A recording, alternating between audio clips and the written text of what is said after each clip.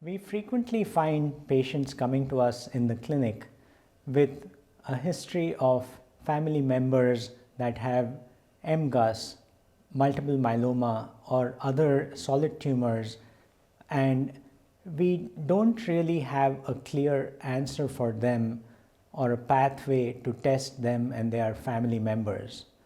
Based on a new study that just came out in January by Santiago Thibault, a colleague at my institution, we've found in sequencing over 1,500 patients that about 8% of patients with myeloma have a germline mutation in a gene that is associated with familial cancer, and there needs to be a pathway for testing not just myeloma patients but also their family members so that they can get the appropriate counseling and testing.